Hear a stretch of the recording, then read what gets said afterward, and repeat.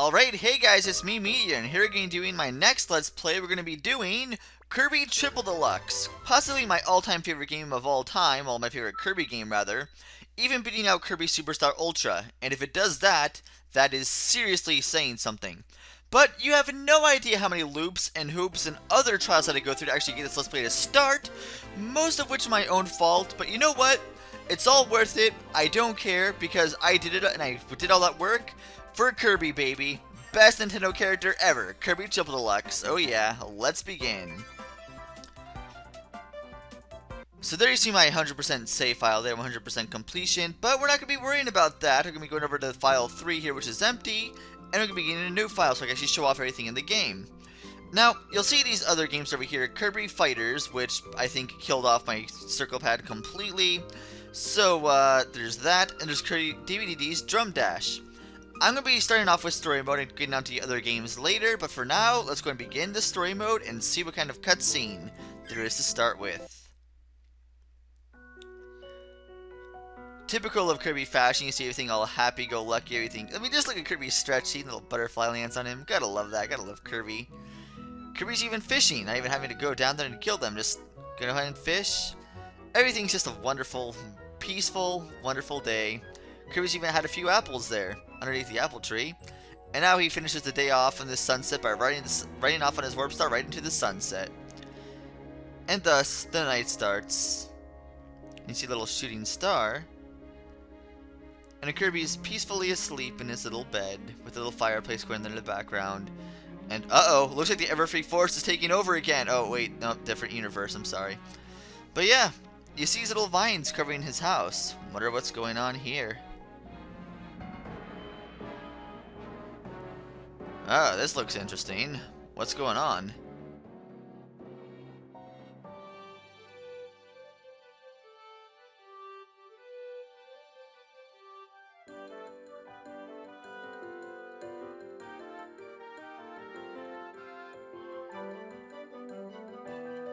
Yeah, imagine waking up to that in the morning. That wouldn't be a very fun sight.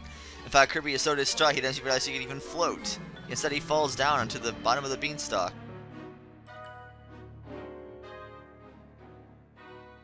But what is DDD's castle doing up there as well? Huh. This causes for investigation. Kirby can't let this go.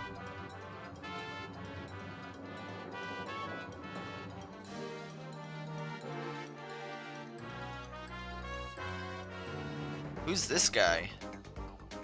Kirby's gonna find out.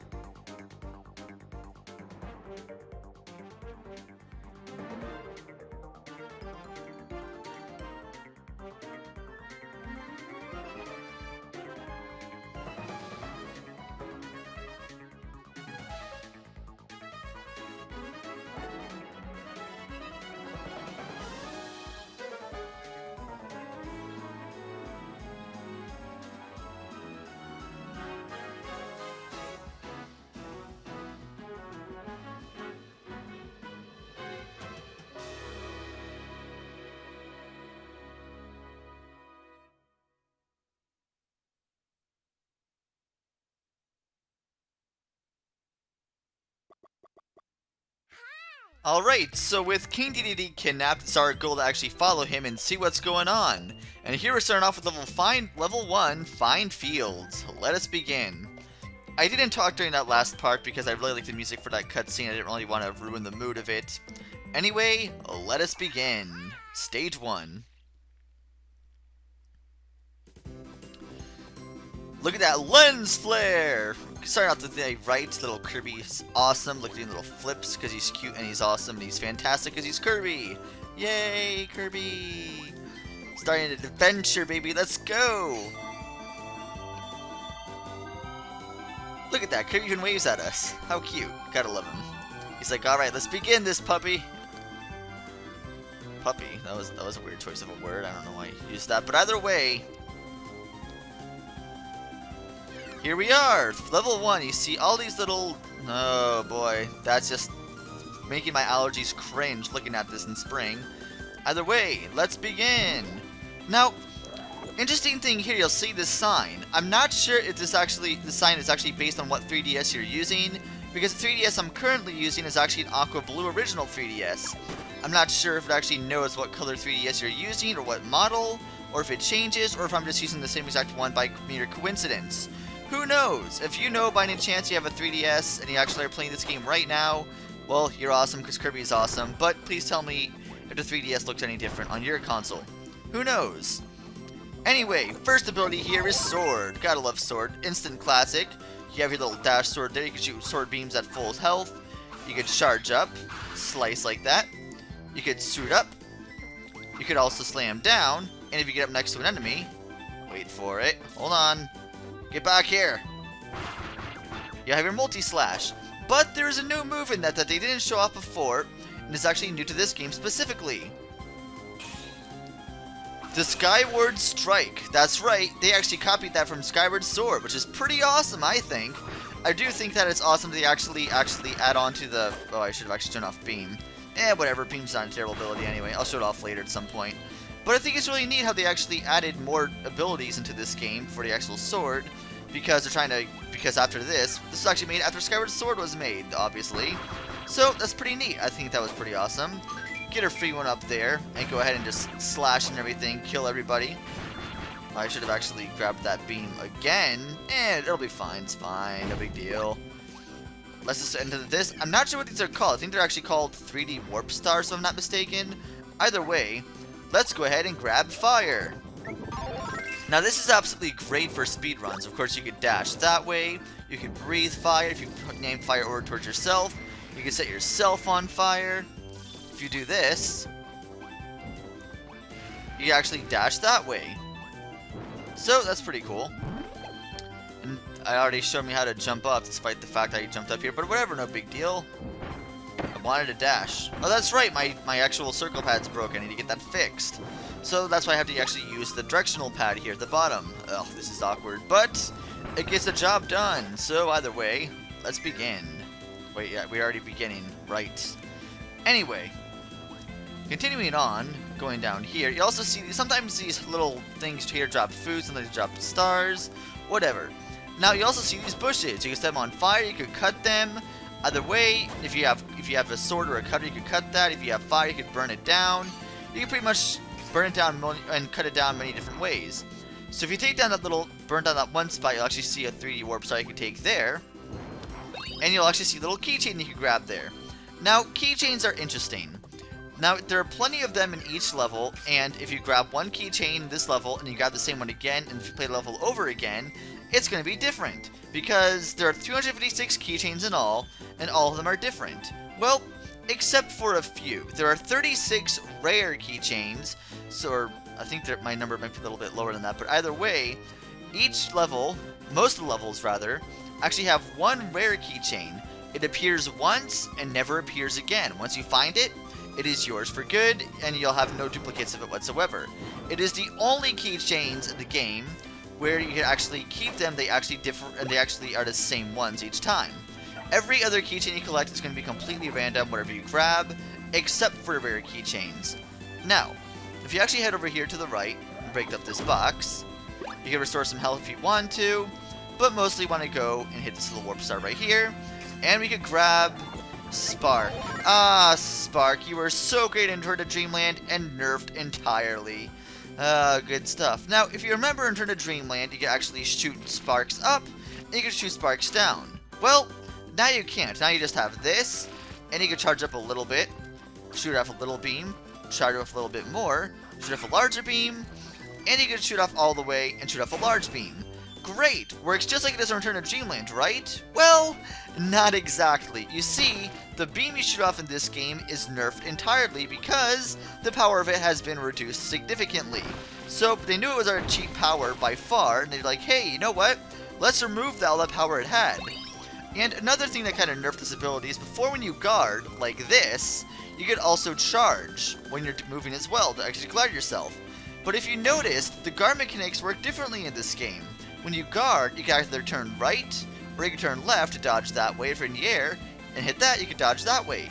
So the dodge mechanics and the guard mechanics kind of work similar to Smash Brothers, which I think is kind of neat. But because of that, Spark is nerfed significantly, and you can't even have a dash move at all. So really, no use for Spark, Poor thing got nerfed, but it has its place, just not here. But here's an all-new mechanic in this game here. Now, in Kirby Return of Dreamland, you had super abilities, and here you have the Hypernova. Kirby could inhale everything in his path, inhaling everything entirely, and it's a pretty neat animation. And actually, there are I think there are more unique puzzles with this one ability than there were in all of Return of Dreamland's multi-abilities, probably because it's more well thought out. Since they only have one to work with, they could use more of it for different places. Either way, here you will grab a Sunstone. What's a Sunstone, you ask? If you asked? Well, the power of the sun lies within. Find as many as you can to open the pathway up to the boss. Now, each stage you need to collect a certain amount of Sunstones to actually move on to the fight with the boss of the game. If you collect all the Sunstones in each stage, you actually unlock another stage. Spoilers. But I think it's a pretty neat mechanic, and I'll also be leaving that. You might be wondering why I'm keeping that little bottom screen there, because it seems almost pointless. The main reason why I'm keeping that is so you can keep track of how many stars and lives I have, but also because you'll see the Sunstones. They actually plop in your inventory at the order you catch them. So you notice there, that was the first Sunstone of this stage, so it plopped in the first inventory. If I somehow missed that Sunstone and moved on to the next one, it'll actually show the Sunstone in the second slot.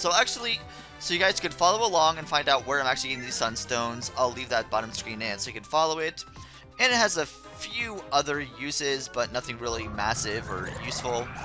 One other thing you'll notice here, unlike the super abilities, there is no time limit for the Hypernova. You have as long as you need to get through the stage, so you're not rushed for time. Even though, honestly, you were never really rushed for time with the Hypernova super abilities anyway, so not really a big deal. But if you notice, it's massive and powerful. But like I said, there are actually puzzle elements here that use this Hypernova. This is one of them, the first one you'll see. Here you can grab one of these blocks, push it over there. Then you can move this block over here. If you move it all the way over to the left, then you can actually go over here, push this down, and you get the second Sunstone. So that's all 1 Sunstones collected right there. Alright. So now let's continue on even further. Now, of course, nothing could stand in your way. You can actually have some of the foreground and background actually suck up that way too. Now for this one here, you actually want to move this all the way back, and it'll smash. Now, if you didn't push it all the way back, it'll just knock it over slightly, but it won't smash it. But then you couldn't grab the rare keychain of the stage. The rare keychain is right here. You need to smash it completely to be able to reach that.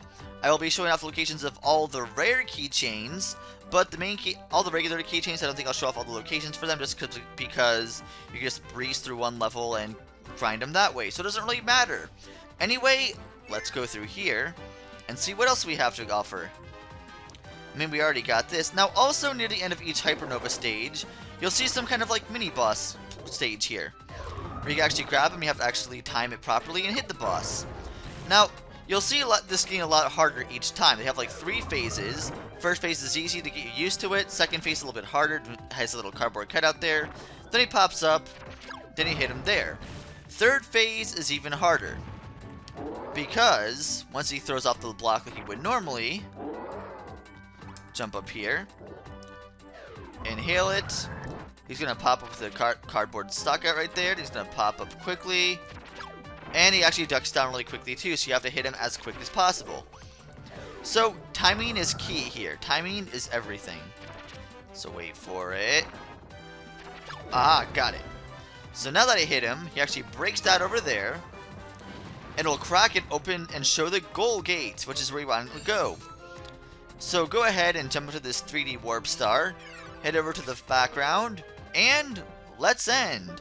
Now, whatever ability you had going into it, you will actually end up afterwards. So once you get the Hypernova ability, once you're done with it, you'll go back to the original ability you had before. Now here, alright, got a 1 on my first try. You'll see a goal game. You can either do really well, or you can hit a 7 by getting just slightly over. Or get a 2 if you hit too low. But either way, for getting the 1 spot, you will get 30 mini stars, you will get 1 Maxim Tomato, and a keychain. So, like I said, all the keychains you get are completely random, except for the rare keychains. The one for this level was actually the Star Rod. So that gets you used to them. Actually, like I said, there's a different rare keychain in each level, but they only appear in that level. They are not random, as I restated several times. Just throwing that out there. So in order to actually get 100% of the keychains, you need to find all the rare keychains too. Either way,